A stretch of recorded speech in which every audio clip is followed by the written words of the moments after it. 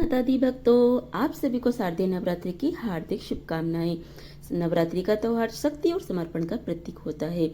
हर वर्ष हम सबके लिए नई ऊर्जा और नई उत्साह लेकर आता है। इन 9 दिनों में देवी की दुर्गा की आराधना की जाती है। भक्त उपवास रखते हैं और उपवास करने के लिए या देवी दुर्गा की पूजा करने के लिए हमें सही पूजा सामग्री का होना बहुत जरूरी है, क्योंकि नवरात्रि की पूजा में सही सामग्री का होना बहुत ही महत्वपूर्ण होता है।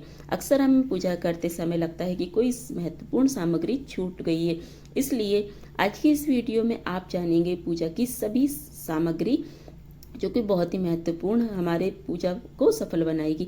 नवरात्रि की पूजा के लिए क्या क्या सामग्री अति आवश्यक होती है, साथ ही आप यह जानेंगे कि इन सामग्री को क्या क्या महत्व होता है और यह पूजन सामग्री आपकी पूजा को और भी विशेष बना देती है। तो चलिए देवी माँ की कृपा के साथ और नवरात्रि की हार्दिक शुभकामनाओं के साथ नवरात्रि की पूजा सामग्री के बारे में जान लेते हैं। पूजा के लिए आपको सबसे पहले एक चौकी चाहिए। चौकी पर बिछाने के लाल पीला वस्त्र चाहिए। माँ दुर्गा की प्रतिमा या तस्वीर जिसकी भी आपको स्थापना करनी है वह ले लीजिए। इस दिन कलश की स्थापना भी की जाती है, तो कलश की स्थापना करने के लिए आपको एक कलश, यदि आपके पास धातु का कलश है तो वह ले लीजिए, नहीं तो आप मिट्टी के कलश भी ले सकते हैं। मिट्टी के कलश को या मिट्टी के बर्तनों की पूजा के बाद क्या करना होता है, उनका विसर्जन कर दिया जाता है। ये बहुत ही शुभ माने जाते हैं। इसके बाद क्या करना है, इसमें डालने के लिए जो सामग्री है, अक्षत, सिक्का, हल्दी की गांठ, लौंग का जोड़ा, सुपारी, इत्र और कलश के ऊपर स्थापित करने के लिए पानी का जटा वाला नारियल आपको चाहिए। जिस पर लपेटने के लिए आपको चाहिए लाल चुनरी और कलावा मंदिर में रखने के लिए कुछ दक्षिणा आपको चाहिए। यदि आप अखंड 9 दिन की ज्योत प्रज्वलित करना चाहते हैं तो अखंड ज्योत जलाने के लिए एक बड़ा दीपक आपको चाहिए। यदि आप जैसे दीपक कौन सा सही है तो आपको मिट्टी का दीपक लेना चाहिए। और उसे ढकने के लिए आजकल मार्केट में बहुत सारी चीज़ें मिल जाती हैं, तो वह भी आप ले लीजिए। इससे क्या होता है, हमारी ज्योत ठंडी नहीं होती है। इसके बाद आपको क्या करना है, श्री दुर्गा सप्तशती की पुस्तक लेना। अगर आपके पास पहले से है तो वह रख लीजिए, नहीं तो आप नई पुस्तक ले सकते हैं, या फिर आप ऑनलाइन भी हमारे चैनल पर दुर्गा सप्तशती के पाठ सुनाए जाएंगे तो वह भी आप वहाँ पर जाके सुन सकते हैं। और इसके साथ ही आपको नवरात्रि की 9 देवियों की कथा भी सुनाई जाएगी, तो वह भी आप सुन लीजिए। इसके अलावा आपको 16 श्रृंगार की सामग्री चाहिए, जिसमें काजल, बिंदी, चूड़ी, मेहंदी आपको रखना है। धूप, दीप, कपूर, कलावा, चंदन, रोली, कुमकुम, मोली, अक्षत। यदि आप नवग्रह बनाना चाहते हैं तो आपके पास अगर नवग्रह का यंत्र है तो आप वह रख लीजिए, नहीं तो आप चावल की ढेरी से नवग्रह स्थापित कर सकती हैं। अगर आप किसी पूज्य पंडित जी को बुलाते हैं स्थापना के लिए तो वह आपको सारी विधि बता देंगे, नहीं तो आप जैसे घर में खुद से करते हैं तो आप नवग्रह को क्या करेंगे, चावल की 9 ढेरी बना लेंगे, उनके ऊपर एक एक गोल सुपारी आती है वह रख देंगे। इससे आपके नवग्रह स्थापित हो जाते हैं। आप चाहें तो उसमें फिर एक एक इलायची या फिर आप 2 लौंग के जोड़े, एक एक बादाम, इस तरह से रख करके नवग्रह का स्थापना कर सकते हैं। इसके बाद आपको पंचपल्लव की जरूरत लगेगी, जिसमें आम के पत्ते, अशोक के पत्ते, या फिर ये नहीं मिलते हैं तो आप पान के पत्ते भी ले सकते हैं। माता रानी को अर्पित करने के लिए हर दिन आपको भोग में पान, सुपारी, लौंग, इलायची, बतासे यह तो चाहिए। इसके अलावा आप मौसमी फल, मौसमी मिठाइयों का भोग लगा सकते हैं। इसके अलावा आपको माँ दुर्गा की जो विशेष भोग होते हैं, वो जो हर दिन अलग अलग अर्पित होते हैं, आप वह भी उन्हें पहले से ही व्यवस्था करके रख लीजिए, वह अर्पित कर सकते हैं। मंडप को अच्छे से सजाने के लिए चंदोबा लगा लीजिए, अबीर, गुलाल, रंगोली बना सकते हैं, पुष्पमाला से सुसज्जित कर लीजिए।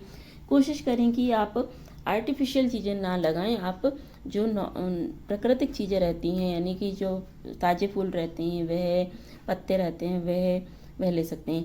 ज्वारे भी बोए जाते हैं, तो ज्वारे बोने के लिए आपको एक चौड़ा बर्तन ले सकते हैं। मिट्टी का बर्तन आजकल आता है वह ले सकते हैं। पारात ले सकते हैं, रेत मिला करके मिट्टी में, और उसमें ज्वारे बो सकते हैं। आपको 2 लाल चुनरी की आवश्यकता होगी, तो एक माता रानी को उड़ाने के लिए, एक नारियल से लपेटने के लिए।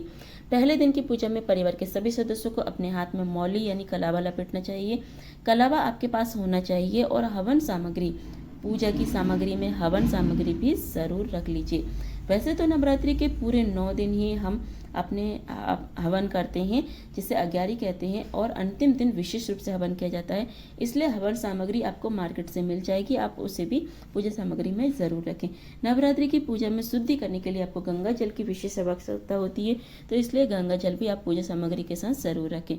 इन सब के साथ साथ आपको चाहिए घंटी और शंख, क्योंकि माता की पूजा हो या फिर हमारे आराध्य देवी देवता की पूजा हो, आपको पूजा में घंटी और शंख का प्रयोग अवश्य करना चाहिए। अगर आप अग्यारी करते हैं तो आपको चाहिए कि गाय का जो गोबर का उपला रहता है, गूगल और हवन सामग्री जो आपको बताई गई है, इनमें इन पूजन सामग्री को आप विशेष महत्व क्या होता है। तो देखिए, यह जो पूजन सामग्री हमारे जीवन को शुभता प्रदान करती है। पूजा में देवी दुर्गा की मूर्ति हो या तस्वीर हो, जो भी होती है, वह शक्ति और साहस का प्रतीक होती है। अक्षत शुभता और समृद्धि का प्रतीक होते हैं। देवी दुर्गा को अर्पित करने के लिए जो पुष्प चढ़ाए जाते हैं, वे प्रेम और समर्पण का प्रतीक होते हैं। धूप बत्ती अज्ञान को दूर करने के लिए और ज्ञान को बढ़ाने का प्रतीक मानी जाती है। दिए को ज्ञान और शुभता का प्रतीक माना जाता है।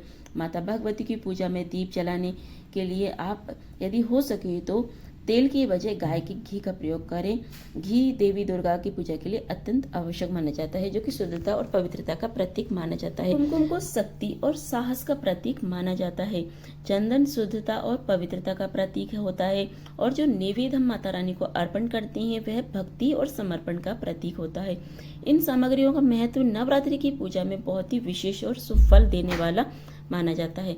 इनका उपयोग करके हम देवी दुर्गा की कृपा और आशीर्वाद प्राप्त कर सकते हैं। यह थी आज की वीडियो की जानकारी, जिसमें आपको नवरात्रि की आवश्यक पूजक सामग्री की जानकारी दी गई है। अगर आप नवरात्रि से जुड़ी और भी जानकारी जानना चाहते हैं तो आप हमारे चैनल पर जाकर देख सकते हैं, वहाँ पर सभी वीडियो अपलोडेड है।